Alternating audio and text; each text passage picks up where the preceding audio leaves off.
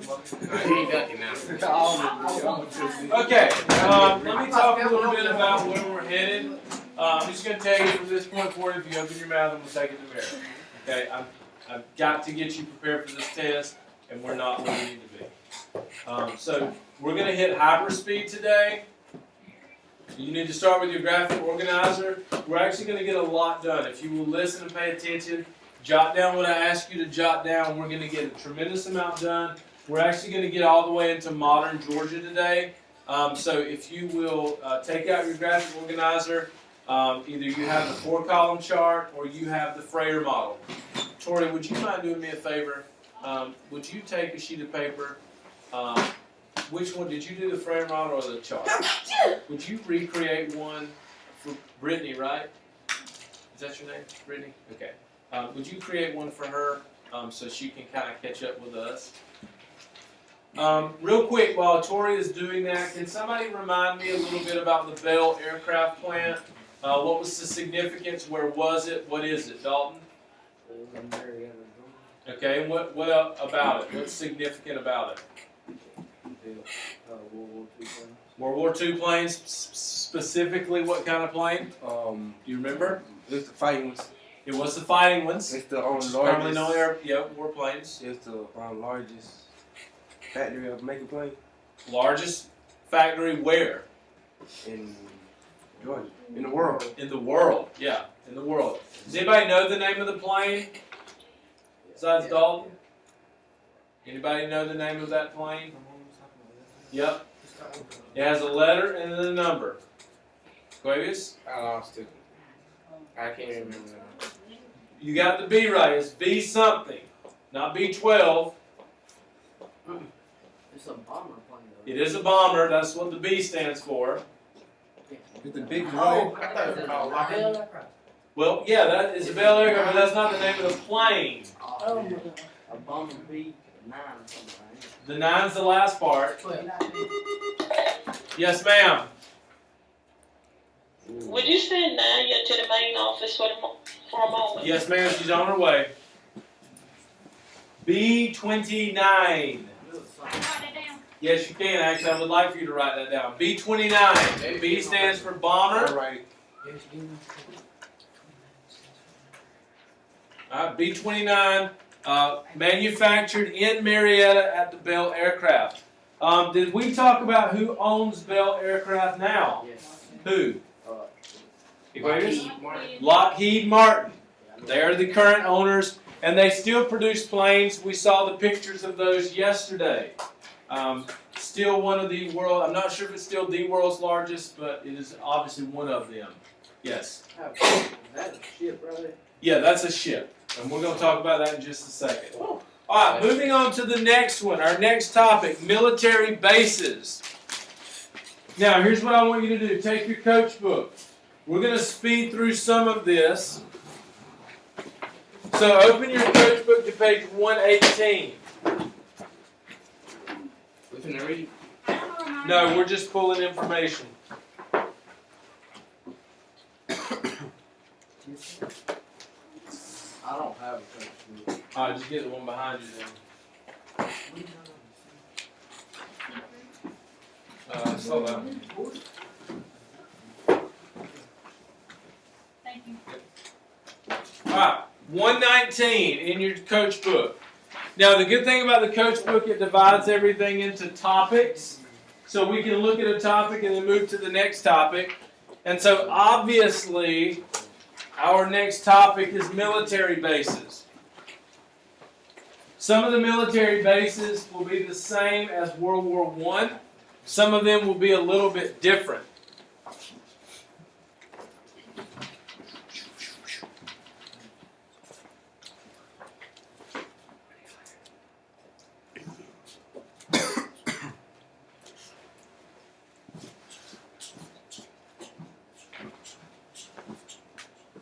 All right, couple of interesting facts. If we look at our military bases, the first thing that we need to put is we need to put it brought prosperity to Georgia. Can anybody tell me what prosperity means? If you prosper, what are you doing? It's joy. It's actually, prosperity means wealth or good fortune. So when we talk about bringing prosperity, World War II brought Georgia out of the Depression. All right, a couple military bases we need to focus on. The first one, Fort Benning, and we need to put in parentheses, Columbus. Fort Benning is located in Columbus.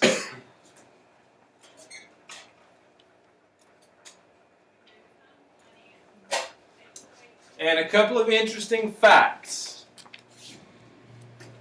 Largest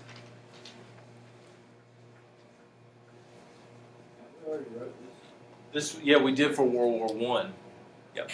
Largest infantry training in America. Wow.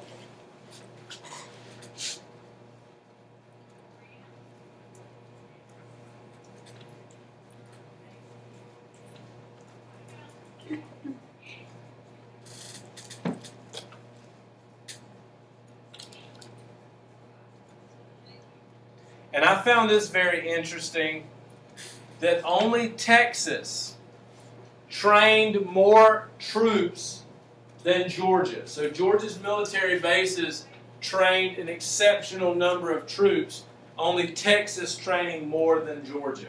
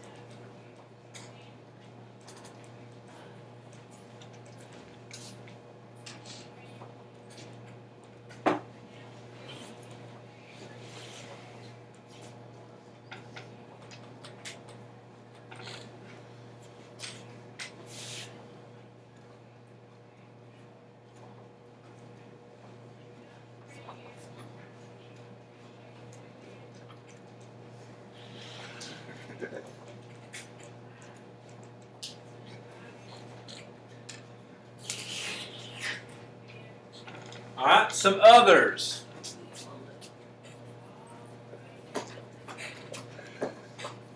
Glencoe Naval Station.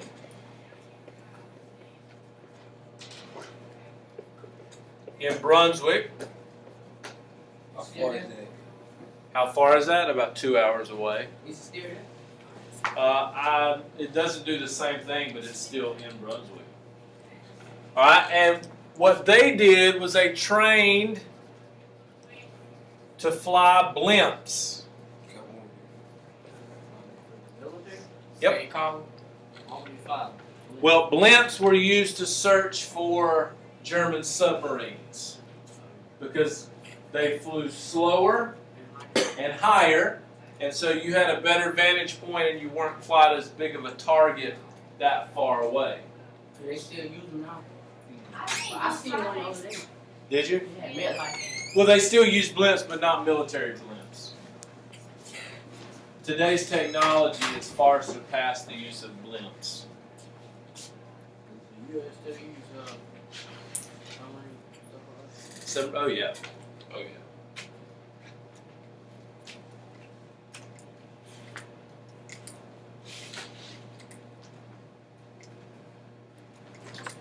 And then finally, we have what's called POW camps. Does anybody know what POW stands for? Anybody?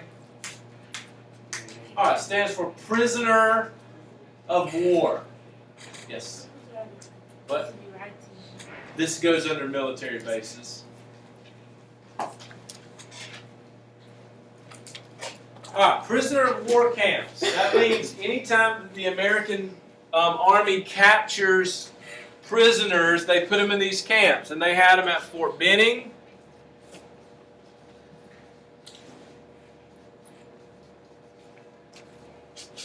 Fort Stewart, Fort Oglethorpe,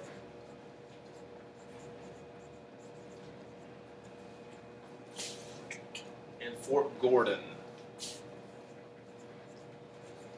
Now, a funny story about prisoner of war camps or prisoners of war.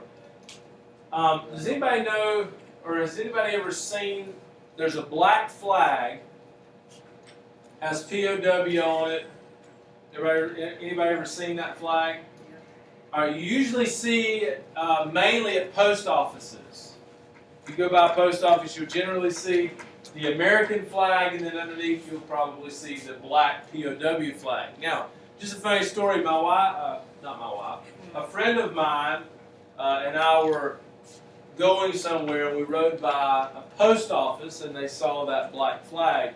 Now, being a history major and all that, I kind of knew what it meant, but my friend made the comment, I think it's so great that they have a flag dedicated to post office workers. So I was very confused, and I said, I don't know what you mean. I've never seen a post office worker flag. Yeah, you do. Look, it's right there. It's black. It's got POW on it. And I said, that doesn't stand for post office workers. It stands for prisoner of war. And my friend said, really? He's like, yeah. I thought, well, that's crazy because I only see that flag on post offices. So I just naturally assumed that they had a flag for post office workers. And then we kind of joked around. But anyway, you may see it at post offices, but it doesn't refer to post office workers. It's prisoners of war. And they're honoring prisoners of war from the United States. What were you going to ask? I don't know. I've never understood that. I don't know why that's where you see most of the prisoner of war flags. But if you go by a post office, look on the flagpole. You see that black flag. It's a prisoner of war flag, not post office workers. Dedicated to the men and women who fight off dogs to put mail in your mailbox. Okay. All right. Any questions about naval bases? Military bases. Again, the most important, Fort Benning, and the reason it was the most important, it was the largest training camp in America at the time. Okay? It still is? I don't know if it still is. I know at the time it was. Okay, it's pretty large. What's the major fort now? The major fort that still exists, Fort Stewart and Fort Gordon are still major military bases. No. Oh, I'm not sure if Fort Benning still is or not, and I don't know which one would be. I know that they have new training facilities, like if you go into the military, you go train somewhere else. I know Texas still has a major training facility. South Carolina has a major training facility, so I'm not sure if Fort Benning still exists for training purposes. Fort Stewart and Fort Benning are both very well known. Fort Stewart is the nation's premier sniper school. It's in Georgia. It's near Savannah. And it's interesting because Fort Stewart trains snipers, and many of those snipers actually go on to the Olympics and win medals in the riflery. Fort Stewart's well known for that. Well, they do, but once they get out of the Army, they've been trained as snipers. They go into the Olympics and they dominate because they're trained snipers. Okay. So if you want to be a sniper, if your goal in life is to be a sniper, then you want to go to Fort Stewart. That's where the sniper school is. All right, moving on. Let's look at Brunswick and Savannah shipyards.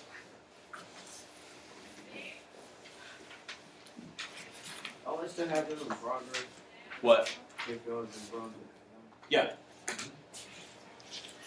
Can anybody tell me why Brunswick and Savannah would be the premier place to have a shipyard?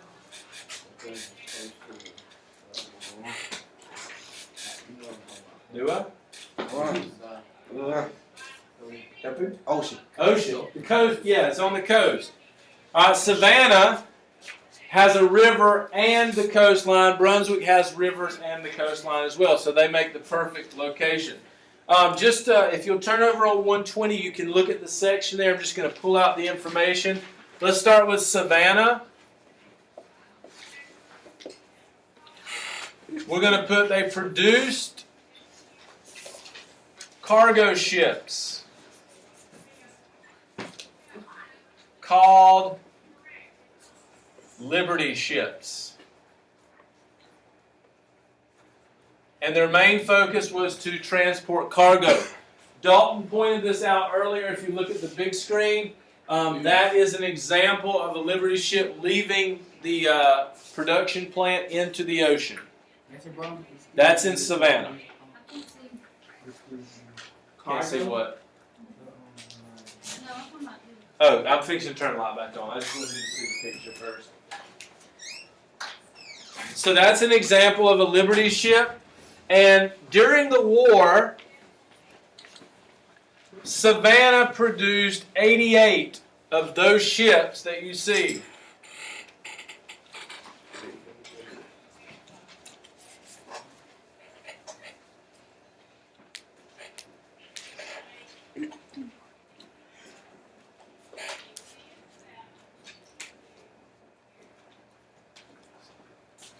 All right, Brunswick.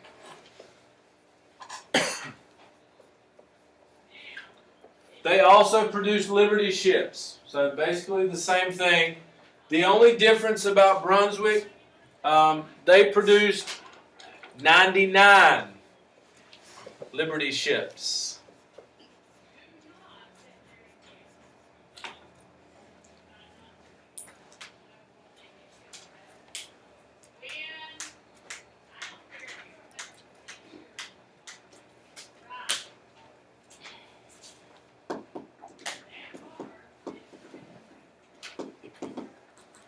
And the big thing is they were essential.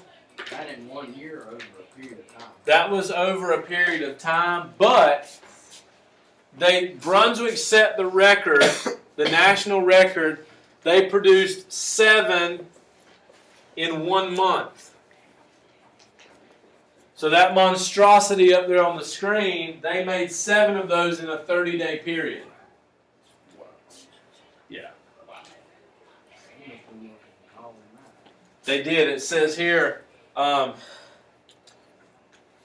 December 1944, they set a national record by building 7 ships in just 1 month. In Brunswick, over 16,000 men and women worked around the clock in 1943 and 44 on 6 ships at a time. In December 44, they set the record. The crews even worked on Christmas Day and donated their checks for that day to the war effort. In all, Brunswick shipyards produced 99 Liberty ships. Both of Georgia's port cities can be proud of their tremendous contributions to the war effort.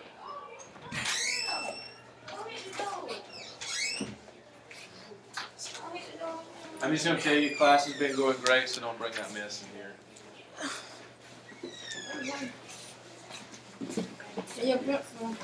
Jarrell, hush. Do you need it? Huh?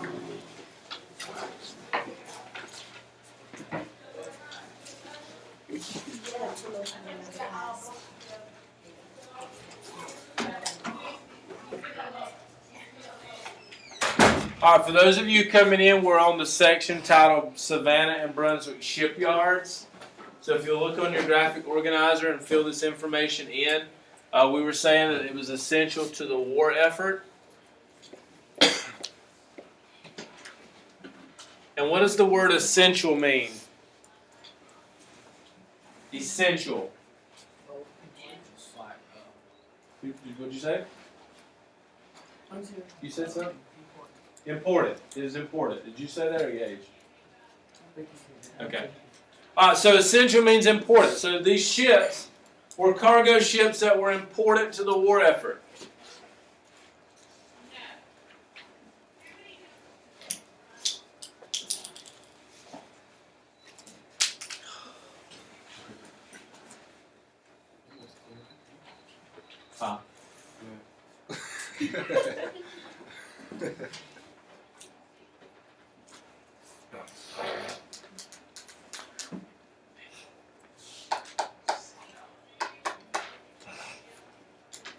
I went to Hardee's this morning. I should have saw tab. Next time when I pull up at the drive-thru, I'm gonna order my food and say, yes, can you make sure tab's at the window when I get there, please? He said tabs. Huh? I can't hear a word you're saying.